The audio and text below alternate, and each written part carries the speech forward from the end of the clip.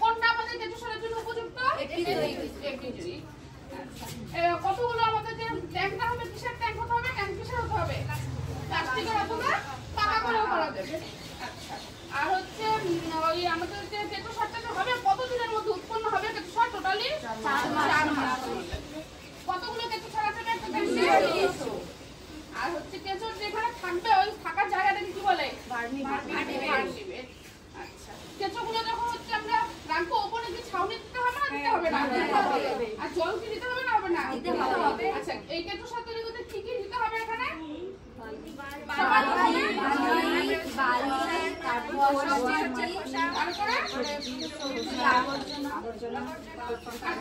সবকিছু দিয়ে কতদিন আমাদের কি করতে হবে? যখন বসে যাবে তখন ওখানে আবার আবর্জনা দিতে হবে, দিয়ে জল দিতে হবে। তো জল কতদিন অন্তর অন্তর? 3 থেকে 4 দিন। প্রথমে 3 থেকে 4 দিন, তারপর যখন বেড়ে যাবে 1 থেকে 2 দিন অন্তর অন্তর করে জল দিতে হবে। আর আমাদের যে এটাকে কেঁচোগুলোকে রক্ষা করতে হবে না হবে না? কাদের থেকে রক্ষা করবো?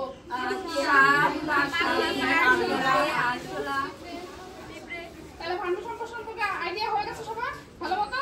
কোনো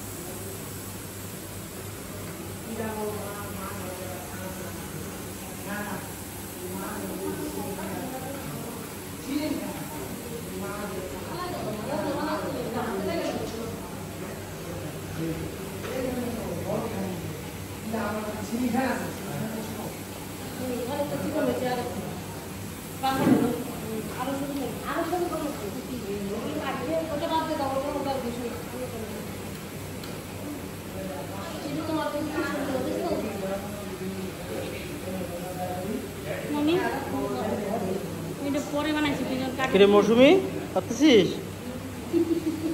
ভালো হয়েছে।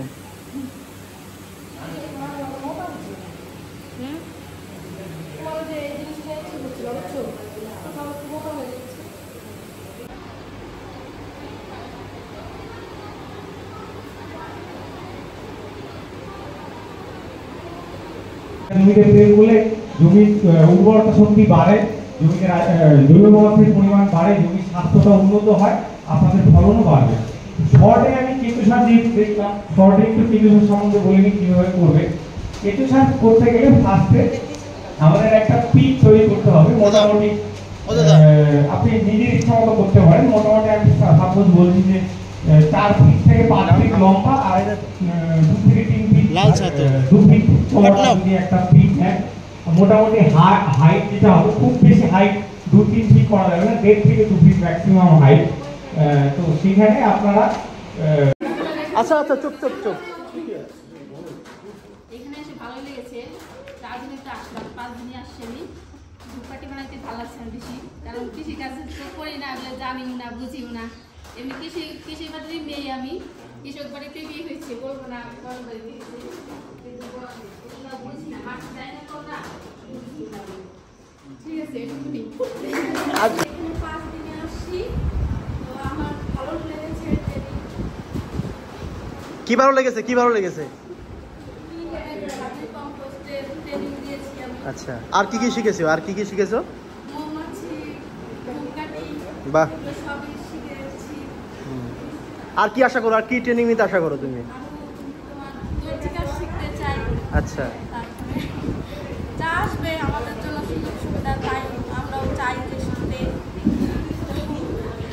এই বলে আমার সংক্ষিপ্ত কথা শেষ করছি। বলে দাও নমস্কার।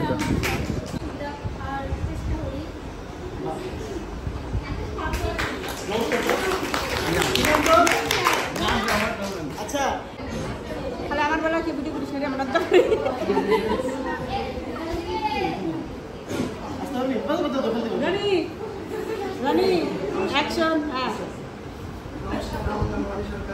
আমি এখানে 5 দিন ধরে ধূপকাঠি ট্রেনিং নিয়েছি আর আমার ভালো লেগেছে ট্রেনিংটা আগামী দিনে আরো ভালো ভালো ট্রেনিং আশা আছে আমার ঠিক আছে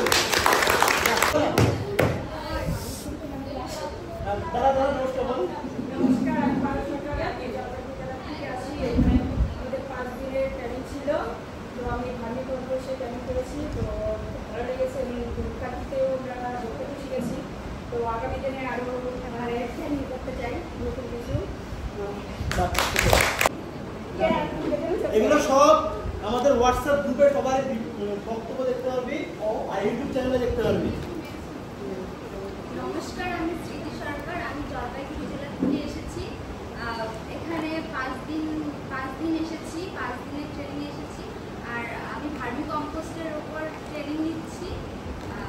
ভার্মি কম্পোস্ট ট্রেনিংতে আমি অনেক সারের ব্যাপারে অনেক কিছু জানতে পেরেছি, কেঁচো সারের ব্যাপারে, জৈব সারের ব্যাপারে অনেক কিছু জানতে পেরেছি। তো আমার ট্রেনিংটা খুব ভালো লেগেছে। আরও আগামীতে আরও এখানে অন্যান্য ট্রেনিং করতে চাই।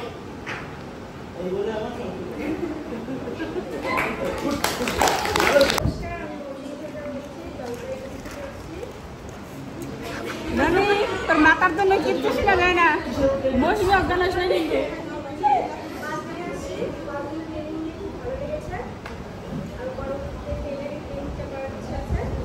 নমস্কার সোরা আস্তে আস্তে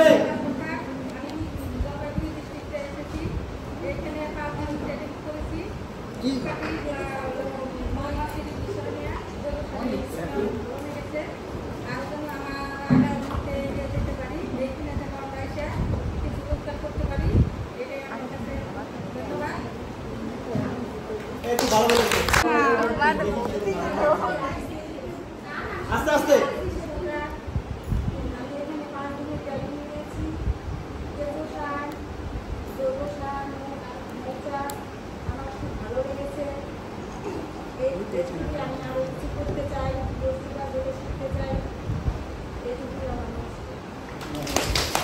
নমস্কার, আমার নাম সুগন্ধা সরকার। আমি জলপাইগুড়ি জেলা থেকে এসেছি। আমি এখানে এসে আমার ভালো লাগছে। 5 দিনের ট্রেনিং করলাম, আমার কাজ করতে ভালো লাগে।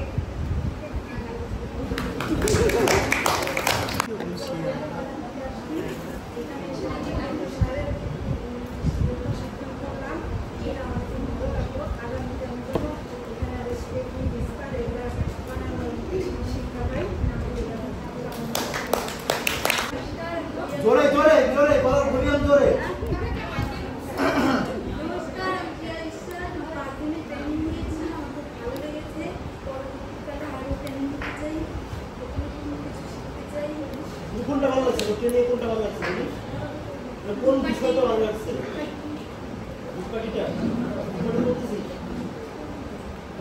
ঠিক আছে নমস্কার, আমার নাম পূর্ণ বিশ্বাস। আমি বিএ সেকেন্ড ইয়ারের স্টুডেন্ট। আমি জলপাইগুড়ি থেকে এসেছি। আগে যেহেতু এখানে জলপাইগুড়ির কোচবিহারটা আলাদা করে করা হতো, তো সেই জন্য এটাই আমার ফার্স্ট ট্রেনিং। এর আগে আসার সৌভাগ্য হয়নি, তো এবারই প্রথম আর কি। তো প্রথমে আমি ধন্যবাদ জানাবো এখানে যে আছে খনা কৃষি প্রশিক্ষণ সেবা সদন কেন্দ্রকে, আর দীপঙ্কর দাকে স্যার বলছি না, দীপঙ্কর দাকে। মানে খুব একটা আনন্দের বিষয় যে এমনি বেকার নিয়ে বাড়িতে গিয়ে গ্র্যাজুয়েশন করছি, তো ইচ্ছা আছে গ্র্যাজুয়েশন কমপ্লিট করবো, কিন্তু পড়াশোনার পাশাপাশি সবাইকে একটা কিছু করা দরকার। আমার আগে যে গুরুজন ইনি একটা কথা বললেন, সব কথার সাথে আমি আর কি সহমত।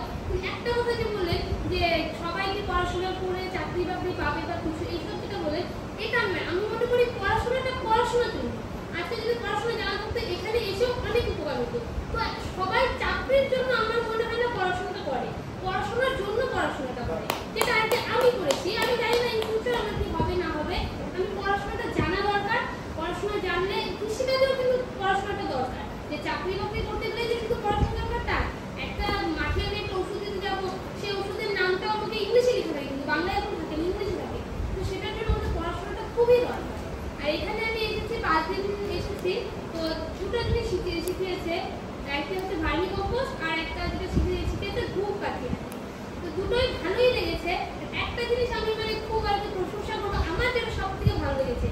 একটা জিনিসের সাথে তুলনা করে বলি যেটা আপনাদের খুব ভালো লাগবে।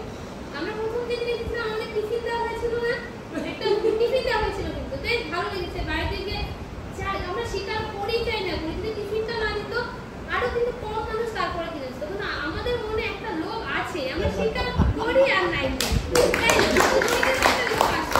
তারপরে দিন যেদিন আসলাম সেদিন কিন্তু একটা আলাদা টিফিন দেওয়া হয়েছিল। সেদিন আমরা বুঝতে পারলাম কি যে না একই জিনিস দিবে না, এক এক দিন এক একটা এটার মধ্যে কি বলতে যাচ্ছি তেমন হচ্ছে। একদিন যেমন প্রথম দিন আমাদের ইন্ট্রোডাকশন দিল, ফর্ম ফিল আপ করলো, এটা তারপরে দিন কি শেখালো ভার্মি কম্পোস্টের, ওটার উপর বেশি দিল, ধূপকাঠিটা যদিও দিত, তারপরে হয়তো ধূপকাঠি তারপরে মোমবাতি দিত।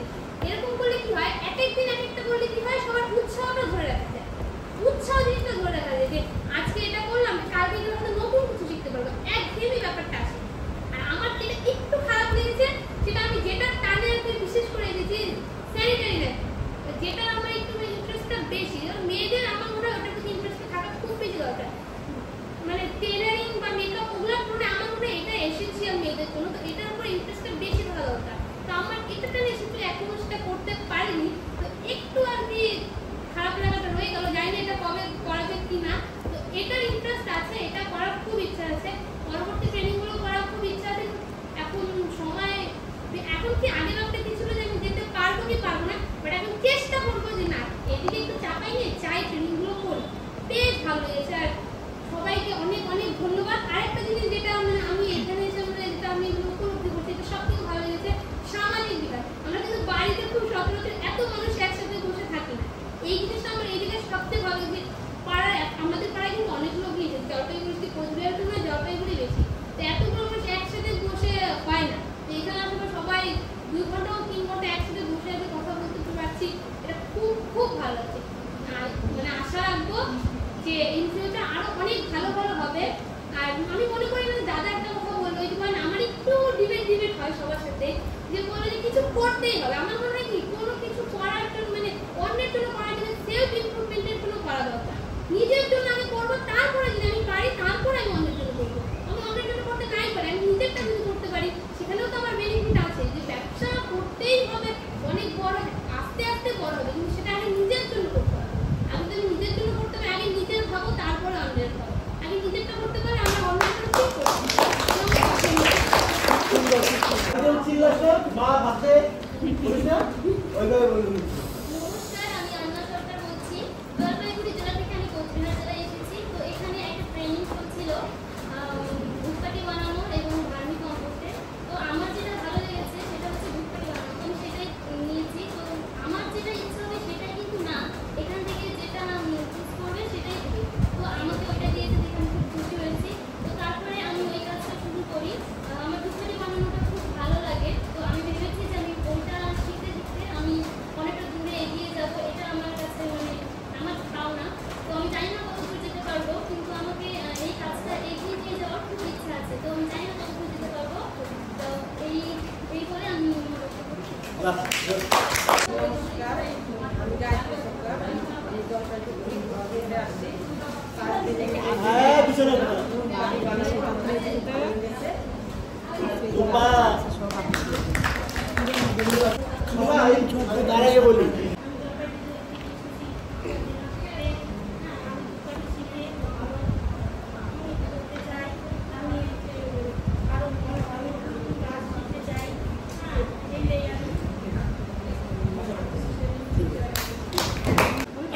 বলি নমস্কার, আমি অর্পিতা জোয়ারদার, জলপাইগুড়ি জেলা থেকে এসেছি। এখানে ভার্মি কম্পোস্ট, নানা রকম এরকম ভার্মি কম্পোস্ট, ধূপকাঠি, মৌমাছি পালন ইত্যাদি। এরপরে আমরা ট্রেনিংয়ে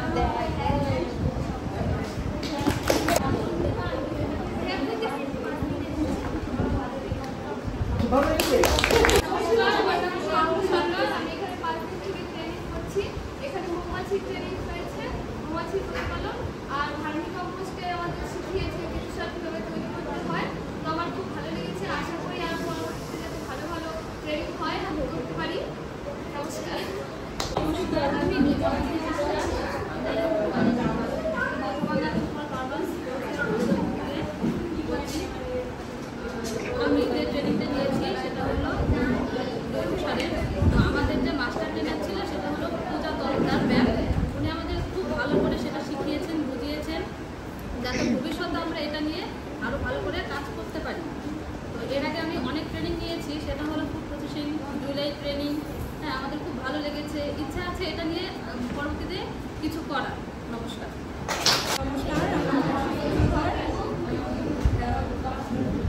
আমি হচ্ছে সুপার ফার্মার্স কোম্পানি ধূপকাঠির ওপর ট্রেনিং নিয়েছি।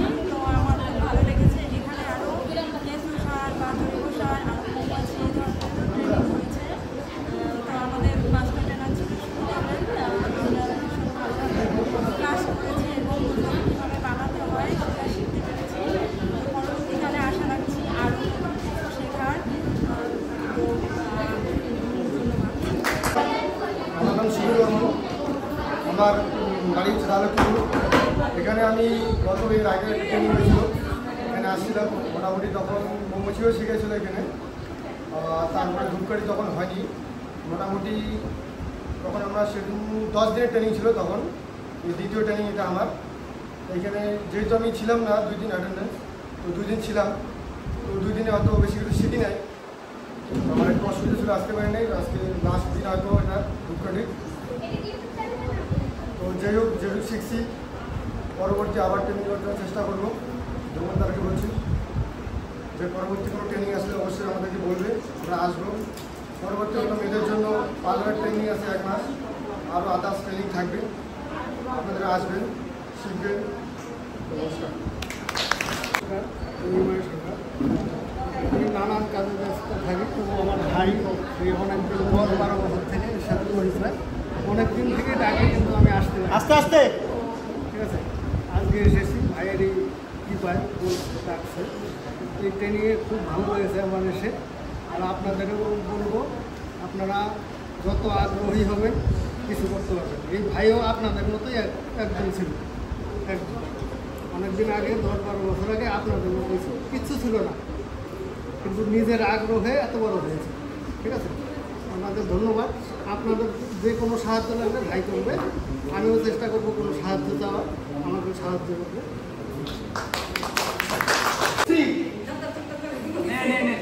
টাইম শুরু হয়ে গেছে। আমার দেখো মোবাইলে টাইম শুরু হয়ে গেছে। কারোর সাথে কথা বলবো না, যার মতো কাটি মারাবো।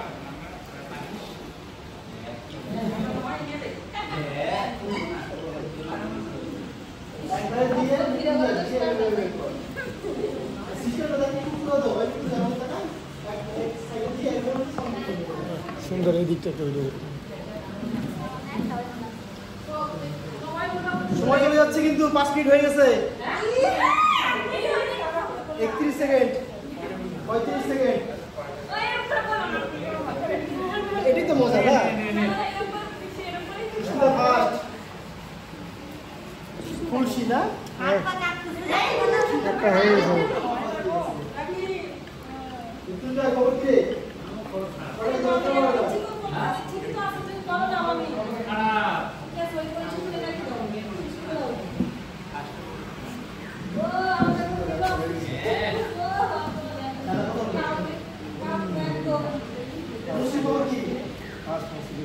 আমার মা বিছানা শেষ করে দিলে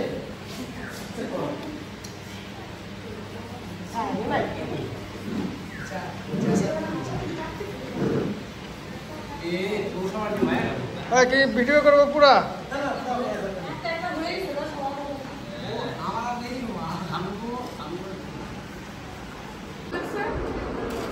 কি শিখলাম ট্রেনিংয়ে? টপিক কি ছিল? শুরুর সময় বলো। রেডি। ট্রেনিং ভালো লাগছে? তোমার ট্রেনিংয়ের টপিক কি ছিল? ভার্মি কম্পোস্ট, কেঁচো সার সম্পর্কে ভালো কাটা প্রশ্ন করি। আচ্ছা, ট্রেনিং ভালো লাগছে? আচ্ছা, কি কি শিখছো মোটামুটি? জৈব সার শিখছো, এই ভার্মি কম্পোস্ট শিখছো তোমরা? ঠিক আছে, নাও। আজকে আমাদের এই কুচবিহার জেলায় ফুলবাড়ি গ্রাম পঞ্চায়েত এলাকায় এই কাঁচা হওয়ার মতো একটা প্রান্তিক এলাকায় এই দীপঙ্কর বাবুর উদ্যোগে যে নাবার্ড থেকে যে ট্রেনিং এর ব্যবস্থা করা হয়েছে, আপনারা নিশ্চয় দেখে আছেন যে আমিও গত কয়েকদিন থেকে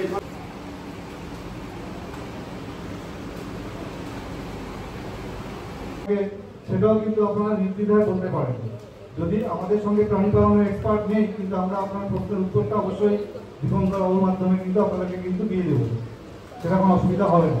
তো আপনারা যদি কোনো প্রশ্ন থাকে আপনারা বলতে পারেন, যদি না হয় থাকে আর কি, তাহলে পরে আমরা আমাদের দীপঙ্করকে অনেক ধন্যবাদ। একটা মানে খুব কম সময়ের মধ্যে আচ্ছা অনেক কম সময়ের মধ্যে দীপঙ্কর এই প্রোগ্রামটা আমাদেরকে জায়গা দিয়েছে আর কি, আমাদেরকে পড়ার জন্য পড়ার সুযোগটা দিয়েছে। এই যে বিকশিত কৃষি সংকল্প অভিযান তাকে সামনে রেখে আমাদের এসেছি এখানে, তার জন্য অনেক ধন্যবাদ দীপঙ্করকে।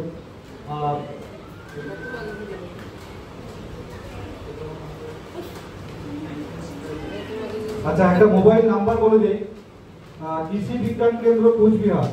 আমরা যে আসছি, আমরা যে তিনজন, আমরা যে অফিস থেকে আসছি, সেটা কিন্তু আমরা কিন্তু বিভিন্ন বিষয়ের উপরে যে আপনাদের এখানে যেমন ট্রেনিং হচ্ছে, তেমনই ট্রেনিং কিন্তু আমাদের ওখানে হয়। তো আপনারা কিন্তু অবশ্যই যোগাযোগ করতে পারেন। আমি একটা ফোন নাম্বার বলে দিই, আপনারা কোনো সময় চান ওই নাম্বার যোগাযোগ করতে পারেন। শুনবেন, হ্যাঁ, 97359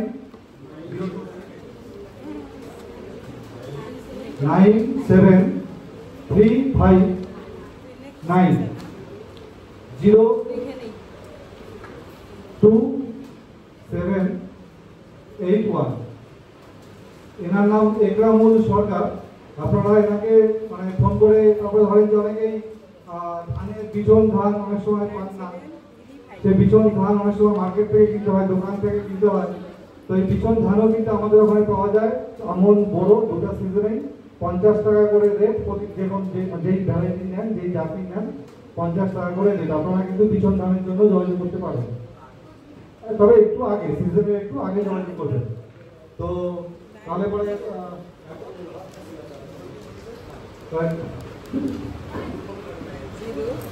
তো স্যারদের সকলকে ধন্যবাদ।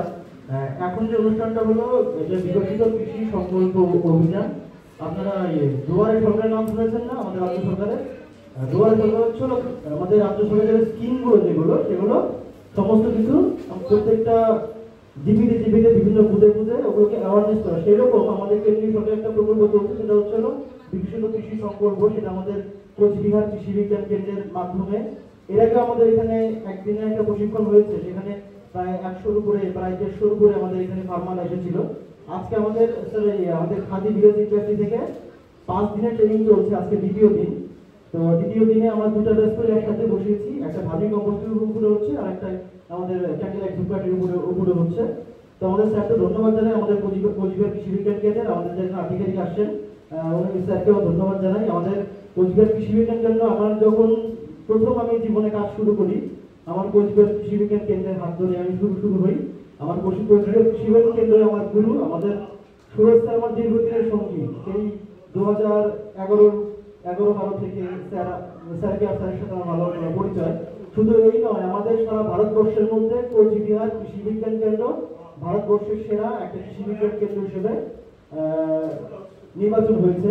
তো আমরা নিজেকে গর্ববোধ করি যে এরকম কৃষি বিজ্ঞান কেন্দ্র আমরা হাতের কাছে নিয়েছি। এবং আমাদের মাথাভাঙা সুফল ফার্মার প্রডিউসার কোম্পানি লিমিটেড, এটা আমাদের আগে অফিস ছিল গুমানি মান্ডিতে, এখানেও প্রচুর প্রোগ্রাম হয়েছে কৃষি বিজ্ঞান কেন্দ্রে। আমরা এখানে নতুন একটা সেন্টার করেছি, হয়তো অনেকটা দূর। আরেকটা স্যার সুখবর দিয়েছেন, আমাদের প্রধানমন্ত্রী কৌশল বিকাশ যোজনা আমরা অলরেডি ফুড পলিসির উপরে স্যাংশন পেয়েছি। আরেকটা আমাদের এনএসডিসি থেকে ফাইনাল ইনকোয়ারিতে আসছিল, অফিস ভিজিট করেছে, আমাদের ট্রেনিং সেন্টার ভিজিট করেছে। আমরা একটা কেন্দ্রীয় সরকার থেকে একটা পার্মানেন্ট ট্রেনিং সেন্টার অ্যাপ্রুভাল পাচ্ছি, যেখানে 5 দিনের আরপিএল ট্রেনিং হবে। শুধু এই নয়, আমরা একটা মৌমাছির উপরে একটা প্রপোজাল ফেলা হয়েছে, সেটা প্রসেসিং ইউনিটের উপরে। ওটা আমাদের ট্রেনিংয়ের স্যাররা আমাদের ওখানে গাইড করবেন। আমরা এখানে কিছু আরো মৌমাছি চাষের উপরে আমরা জোর দিয়েছি। এর পাশাপাশি আমাদের খাদি থেকে স্যার পার্মানেন্ট ট্রেনিং সেন্টার হয়েছে, সেখান থেকে আমাদের বিউটি পার্লার, টেইলারিং থেকে শুরু করে আরো বিভিন্ন ধরনের আমরা ট্রেনিং করাবো। শুধু এই নয় স্যার, আমরা এখানে যারা ধূপকাঠির উপরে মাস্টার ট্রেনার, তিনিও আমাদের এখানে ট্রেনিং নিয়েছে। ট্রেনিং নিয়ে উনি এখন উনি নিজে বিজনেস করে, ব্যাংকের লোনও উনি প্রসেসিং আছে। আর উনি এখন গভর্নমেন্ট মাস্টার ট্রেনার হিসেবে আমরা নিয়োগ করেছি। উনি এখন গভর্নমেন্ট থেকে উনি অনারিয়াম পায়। শুধু এই নয়, আরও বেশ কিছু 10-15 জন মেয়েকে আমরা মাস্টার ট্রেনার হিসেবে নিয়োগ করবো। এবং অনেক স্যাররা ব্যাংকের থেকে লোন নিয়ে ওনারা এখন বিজনেস করছে, এই গ্রাম বাংলার মেয়েরা। তো আমি এটাই চেষ্টা করছি যে একটা স্কিল, কারিগরি দক্ষতা, এর প্রশিক্ষণের মাধ্যমে অনেক কিছু করা যায়। এর জন্য তো আমরা ইয়ং ছেলে মেয়েদেরও টার্গেট করেছি যে এরা পড়াশোনার পাশাপাশি যদি এখন সেই বিজ্ঞানটা বোঝানো হয় তাহলে এদেরকে আমরা স্বাবলম্বী করতে পারবো। এই বলে আজকে অনুষ্ঠানটা শেষ করলাম। স্যাররা চলে যাবেন, আমরা বাইরে একটা গ্রুপ ছবি করবো, তারপর আমরা টিফিন দিব। টিফিন দেওয়ার পর আমরা আমাদের প্রোগ্রামে আবার ফিরে আসবো। ঠিক আছে? একটা হাত তালি দাও সবার জন্য।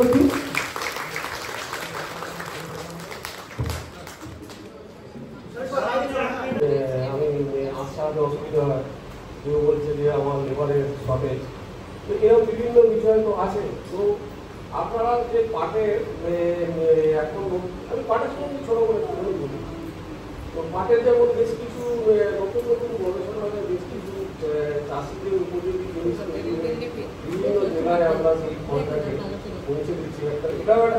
একটু ডাবা এলাকা তাহলে লিখবে, নতুন কলম তো একটু ডাবা লিখবে। আইডিয়ার মাধ্যমে চাষিদের কাছে যারা এই আইডিয়ার দুধ আইডিয়ার নাম আপনারা শুনেছেন? আইডিয়ারের নাম শোনেন? তো আপনি কেডিদের সঙ্গে যোগাযোগ করুন, উত্তরবঙ্গ কৃষি বিশ্ববিদ্যালয়ে যোগাযোগ করুন বা আমাদের সঙ্গে সরাসরি যোগাযোগ করুন, আমাদের নাম্বারও আছে কেডিদের কাছে।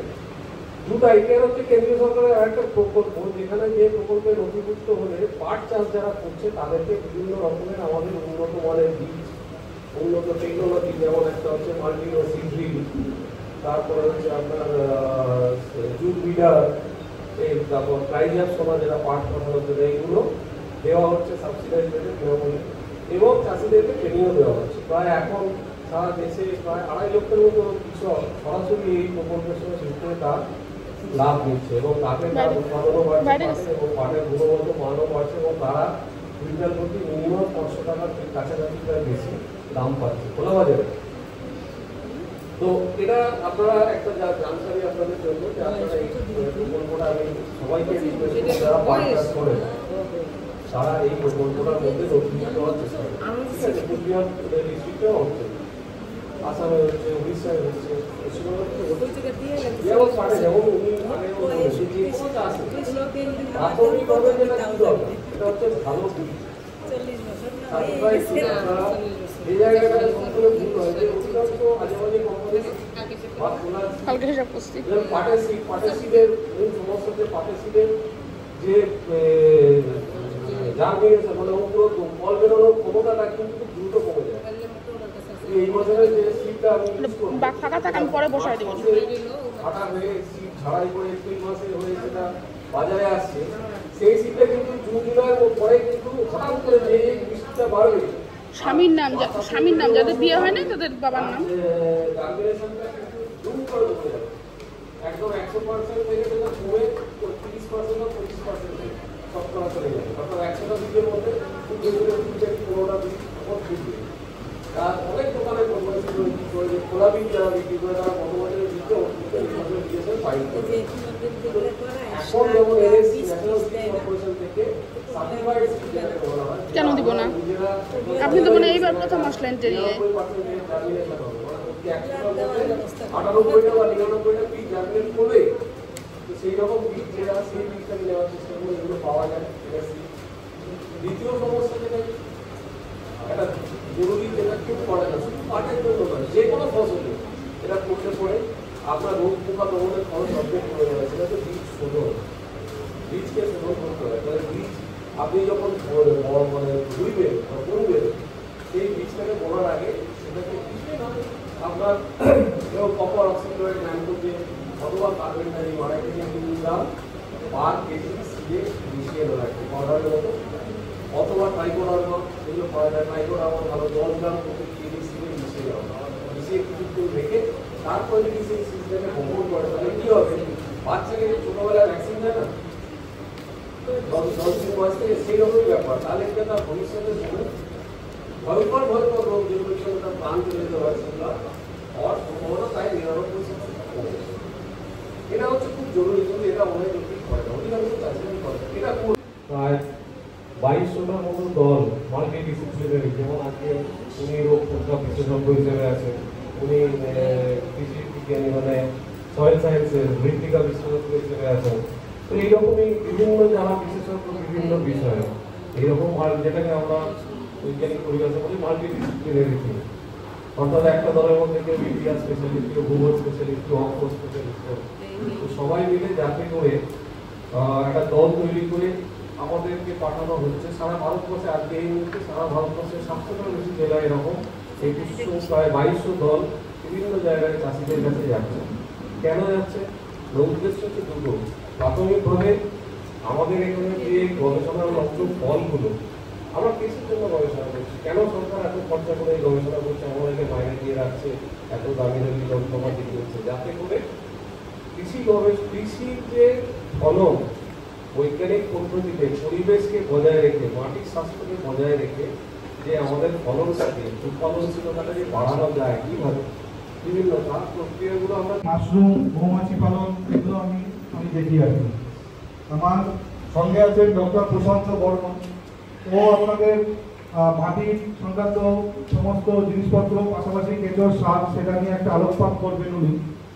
আর আমাদের মাঝে উপস্থিত আছেন আজকে সুদূর কলকাতা থেকে এসছেন উনি মুখ্য বিজ্ঞানী ডক্টর সব্যসাচী বিপ্লব মহাশয়। উনি কিন্তু অনেক দূর থেকে এসছেন আপনাদের কুচবিহারে, যে আপনাদের কথাবার্তা বা আপনাদের কৃষিকাজে কি সমস্যা হচ্ছে, পাশাপাশি কৃষিকাজে বর্তমানে যে অগ্রগতি আমাদের হচ্ছে আর কি, সেগুলো কৃষকরা কতটা জানে না জানে। দেখবেন যে প্রত্যেককে একটা করে বই দেওয়া হয়েছে, সেই বইয়ের মধ্যে মাটি পরীক্ষার একটা কাগজ, পাশাপাশি কিছু স্কিম সম্বন্ধে আপনাদেরকে দেওয়া হয়েছে, সেগুলো আমরা পরবর্তীতে আলোচনা করব। সেই সমস্ত স্কিম কৃষক ভাইরা, শুধু কৃষক ভাইরা আমরা তৈরি করছি, যেগুলো নিয়ে নিরন্তর বিজ্ঞান চর্চার ফলে যেগুলো তৈরি হচ্ছে, তার সাথে আমাদের কৃষক বন্ধুরা আপনারা যারা মাঠে কৃষি কাজ করছেন, দুটোর মধ্যে একটা ফাঁক থেকে যাচ্ছে। অর্থাৎ আমাদের সমস্ত ধরনের বৈজ্ঞানিক পদ্ধতিতে কৃষি কার্য করার জন্য যে টেকনিকগুলো তৈরি করা সত্ত্বেও অনেক ক্ষেত্রে দেখা যাচ্ছে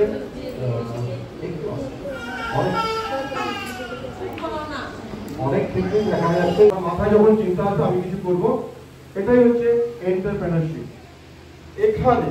এখান থেকে শুরু হচ্ছে আজকের অনুষ্ঠানের কথা। What is entrepreneurship? সরকার কেন এখানে অংশগ্রহণ করছে? এই যে সংস্থাটা, এখানে একটা সরকারি হাত রয়েছে, সেটা আজকে যারা আছে AVIC, আপনারা এখানে দেখতে পাবেন খাদি ভিলেজ ইন্ডাস্ট্রিজ কমিশন। এটা হচ্ছে গ্রামগঞ্জে কি করে মাটির ট্যাঙ্কে বলছিলাম, পাকা ট্যাঙ্কে করা যেতে পারে অথবা মাটিতেও করা যেতে পারে। কি করে?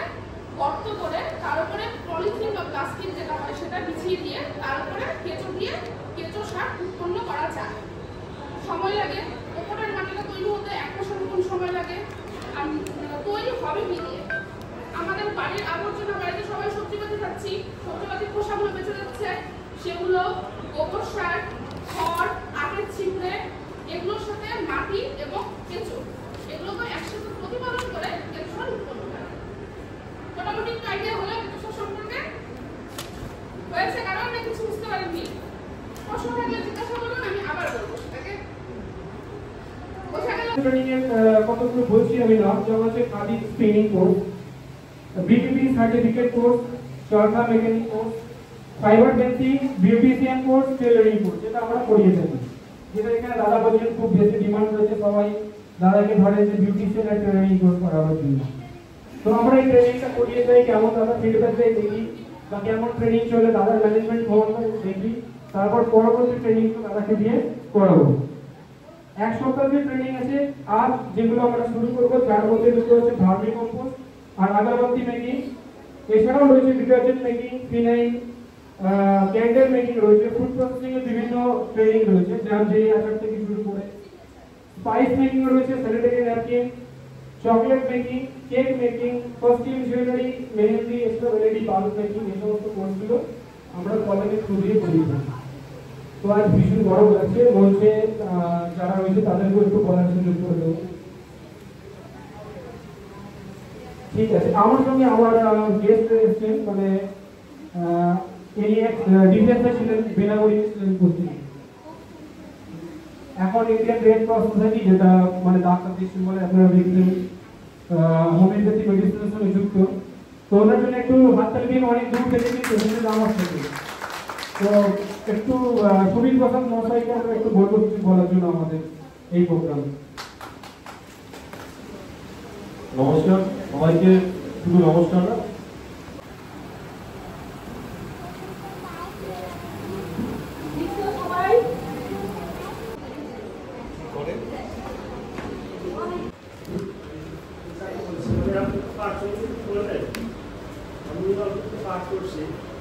দেখা যায় অন্যান্য বছর পাটটা কিছু কিছু পাট মরে যায়, আরেকটা ক্ষতিটা। আর পাট কাটার আগে পাট গাছের মধ্যে ছিটা ছিটা খোলা খোলা ধরে ওখান থেকে পচে যায়।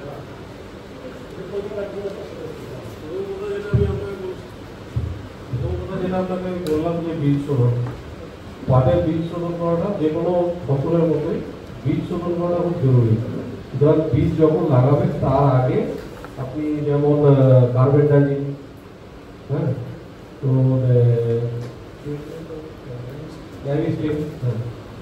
ডাইভিস্টিন আপনি 2 থেকে 3 গ্রাম প্রতি কেজি সিডে, অথবা আপনি কপার অক্সিক্লোরাইড, হ্যাঁ, এটাও ওই 3 থেকে 5 গ্রাম প্রতি ঠিক আছে প্রতি কেজি সিডে দিতে পারেন। তাছাড়া ট্রাইকোডারও ভিডি পাওয়া যায়, আপনি ইউনিভার্সিটি থেকে দেখতে পারেন। কি সমস্যা আছে? 10 গ্রাম প্রতি কেজি সিডে যদি মিশিয়ে কোন গাছ তারপরে সেই বীজটাকে বপন বলেন, ওই যে আমাদের রোগ পোকা বিশেষজ্ঞ স্যার আছে, তো বলেন উত্তর দিবে এখনই কি দিবেন, লিখে নিয়ে যাবেন, ওইটা এনে স্প্রে করবেন, কাজ হবে। দ্বিতীয় কথা যেটা হচ্ছে যে আপনার একবার বলবেন ওনারটা হলে পরে বলেন। মাটি পরীক্ষা স্যারেরা যেটা বলছেন এটা খুব জরুরি। মাটি পরীক্ষা করা জরুরিটা দুটো দিক আছে, একটা হচ্ছে তার খাবার জন্য, তার মধ্যে কি পরিমাণ নিউট্রিয়েন্ট আছে, আর একটা হচ্ছে মাটির অম্লত্ব পরীক্ষা করাটা খুব জরুরি, পিএইচ যেটাকে আমরা বলি। এই মাটির অম্লত্ব পরীক্ষা করানোর উপর, কারণ মাটি যদি খুব বেশি অম্ল হয়ে যায়, যেটা আমাদের এখানে অ্যাসিডিক যেটা বলে অ্যাসিড হয়ে যায়, যেগুলো আমাদের, আমি বেশি ডিটেলে যাব না, তার বিভিন্ন সয়েলের ফিজিওগ্রাফি কারণ আছে। তো তাতে অনেক ধরনের এই ধরনের রোগ, রোগের প্রকোপটা বেশি, বিশেষ করে ম্যাক্রোভোমিনা যেটা গোড়া পচা রোগ হয়, তো সেই রোগেরও প্রকোপটা বেড়ে যায়। সুতরাং যদি মাটিতে অ্যাসিডিটিটা একটু বেশি থাকে, 5-5.5-এর কাছাকাছি থাকে, তাহলে আপনাকে মাটিটা মাঝে মাঝে শোধন করতে হবে, 3 বছরে একবার অন্তত চুন দিতে হবে একটুখানি, হ্যাঁ।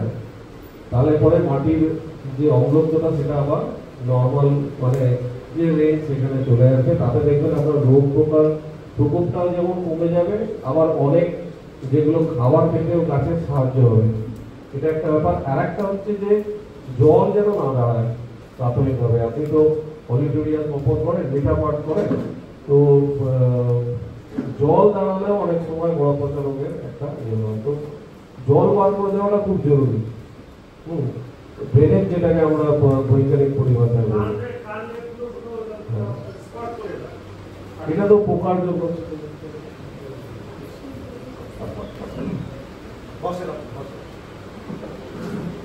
পাটের দেখবেন যে রোগও আছে, পোকাও আছে।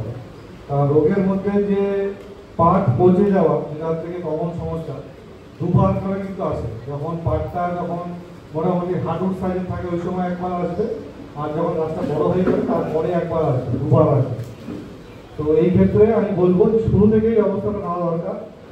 একটা দেখেন সব কিছুরই কিন্তু রাসায়নিক আর হচ্ছে কি জৈব বলে দুটো একটা ভাগ থাকে। যেমন আমাদের অ্যালোপ্যাথি, হোমিওপ্যাথি দুটো ভাগ আছে। যারা হোমিওপ্যাথি খায় তারা কিন্তু চট করে কিন্তু অ্যালোপ্যাথিতে শিফট হতে পারে না, তারা কিন্তু হোমিওপ্যাথিতেই ভরসাটা কিন্তু রাখে। আর একটা ব্যাপার, যদি তৎকাল মানে আমার সঙ্গে সঙ্গে ইয়ে লাগে আর কি,